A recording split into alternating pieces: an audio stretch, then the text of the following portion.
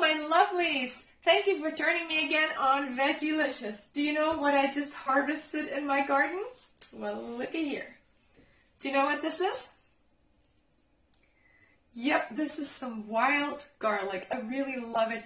This combines the benefits of herbs with the benefits of regular garlic. We all know that garlic has vitamin A and C, and it's full of phytochemicals that lower your blood pressure. This is especially true for wild garlic, and it has antifungal, antiviral, and antibacterial properties. Now, all that sounds very medical and technical, but just smell it. I mean, just for the smell and the color of it, we want to use it, right? So today I want to give you 3 ideas of what to do with this wild garlic. You don't want to know which ones? Stay tuned. For the wild garlic soup, surprise, surprise, we need some wild garlic. This is organic from the store, not enough in the garden yet. Then I'm using some celery and some potatoes to give the soup some substance and some calories. And then we have some spring onion greens and of course vegetable bouillon. And then I found this lovely lemon flavored extra virgin olive oil at the shop today, so this may come in handy later. And now it's all about chippity chop away.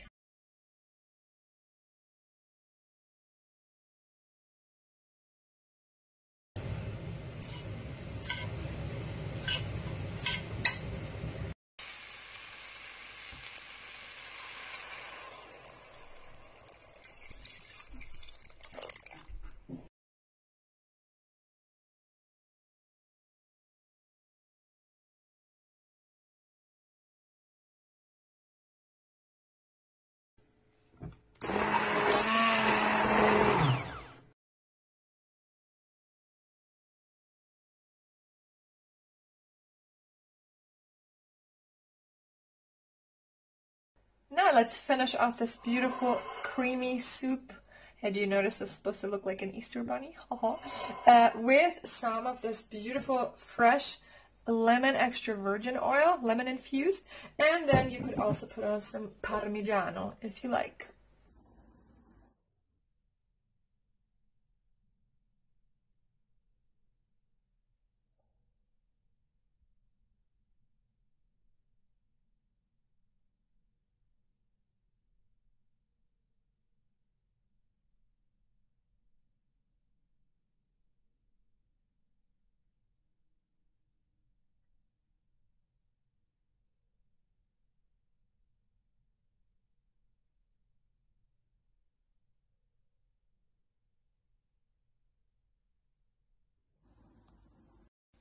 And this is the wild garlic soup with potatoes and celery and a sprinkle of fresh lemon oil.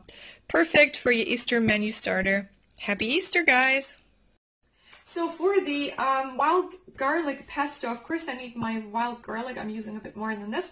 And then as a main ingredient, of course, we need olive oil, extra virgin, good quality olive oil. And instead of pine nuts, I'm using some walnuts and pecans in this recipe.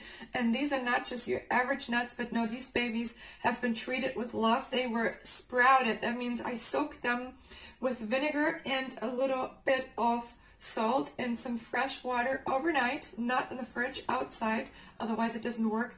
And that means you activate their growth. And to this fact, you can use all of the nutrients way better than if they were not activated. So usually phytic acid keeps your body from being able to use the good stuff like the zinc and the other minerals and trace elements. And if you activate them, they are not just a lot more easily digestible, but you also get a lot more benefits out of these nuts. It's super easy. Just leave them out for 12 hours. And then what you have to do if you want to keep them in the shelf, you have to dry them for about 12 hours. If you don't have a hydrator or whatever it's called, or if you don't want to have your oven running for 12 hours straight like me because I need it for cooking, then the perfect way to keep these nuts is to simply freeze them. And nuts cannot really freeze all the way through, so once you take them out, they are ready to eat within a few minutes.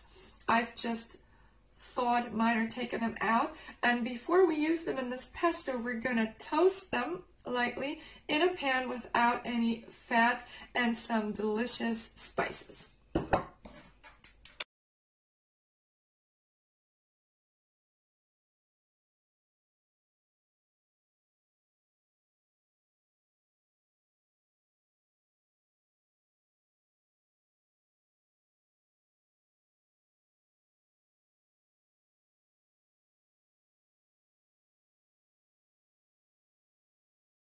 And to perfect this pesto, I was experimenting for a few minutes because the smell is quite pungent, or the taste, it's pretty raw. So to level it out, I wanted to add some form of sweetener, which I did with maple. I know it sounds crazy, but just a tiny bit, maximum 1 teaspoon, and rather half.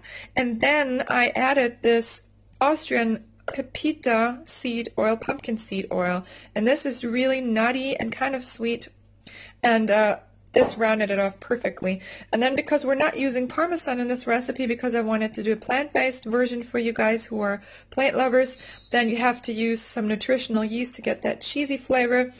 I prefer it with parmesan, but I think this is pretty much almost as good. And then I added some of this lemon-infused olive oil at the end, and that really did it for me. If you're not using it right away, I highly advise you to put it in some mason jars and seal it tightly. Cover it with olive oil. That's why I really don't like to use a ton of oil in making the pesto, because you still need so much to cover it up. For the gnocchi, I have already pressed my boiled potatoes and sweet potatoes with the potato press. Then I have some of the washed wild garlic, some semolina, a bit of flour. Again, I will be using my lemon infused Sicilian salt and some pepper, and oh yeah, hiding 1 egg to bind it together. Normally you might use 2, but the sweet potatoes are very soft, so I think 1 should be enough. And first up, I need to puree my wild garlic with the egg.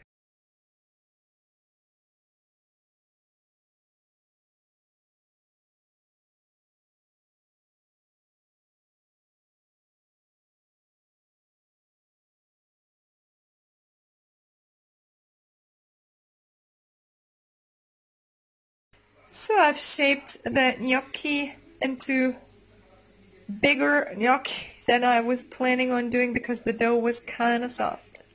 Let's hope they don't fall apart. Miraculously, those guys never fell apart. They're floating to the top, and they're about to be done, and I'm going to finish them off in the pan, fry them with some brown butter and some Parmesan cheese. Yay! And here are the finished monster gnocchi, fried off in a pan with brown butter, Parmesan cheese, and fire roasted tomatoes. And I topped them off with this aromatic, beautiful wild garlic pesto that's also in the video. So folks, this is it for our video on wild garlic and what to cook with it. I hope there was at least 1 idea in there for you, or maybe even 2 inspirations that you're going to try at home. See you next time on Veggielicious. Remember to stay sweet and stay safe, and that Veggielicious is always delicious. Happy Easter!